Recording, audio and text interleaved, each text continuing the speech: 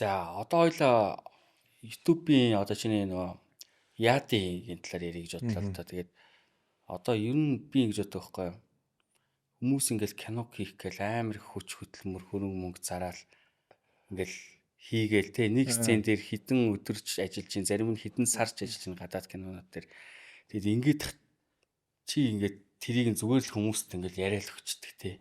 Ер нь яагаад энэ хогийн ажил хийх юм бэ? Хогийгш. Ячаа тэгэл энэ Монголд зөвхөн байгаад байгаа юм биш шүү дээ.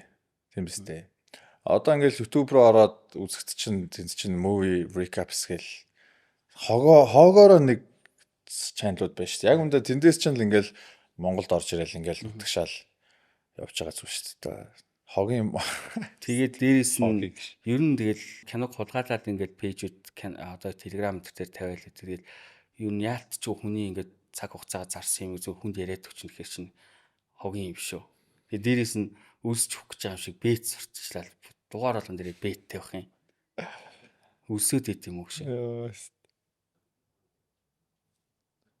Юу яахгүй гэж өгнө яриаг үлээ. Ийм лалрын юм ярихгүй шарахгүй марахгүй гэсэн юм шүү дээ. Шараагүй шүү дээ. Зүгээр яг үнэн л юм ярьж шүү дээ. Би анх чамд хэлсэн шүү дээ. Анх чамаг хэд өдөр юм ярихчлаа хэлээ үстэй. Зүгээр ингээд маац гоё юм entertainment явъя гэж ярьж орж ирсэн биз дээ. Тэгээ мань маац. Тэгээд би өнөөдөр өснөө маац үү. Өнөөдөр хүртэл чам ярих чинь билээ үстэй. Нөгөө нэг ингээд шардаг мардаг ингээд доош яадаг юм чи байхгүй үстэй гэдэг. Хэлсэн үстэй. Тийм байхгүй. Тэгээ юугаас л амар хогийн юм санагдаад байна. Юу гэсэн үг. Тэг өгснээ чи тэгвэл тэр Red Burger дээр наадах хэлэхгүйсэн. Тэр дөнгөж эхэлчихсэн би энийг бодог байсан. Намайг эсвэл болчих юм уу? Тэгээ ярих уу?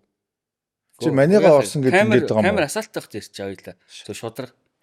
Гэхдээ тэгээд чи анханасаа ийм хийх ярихгүй ерөөсөө бүлийн мүлээ байх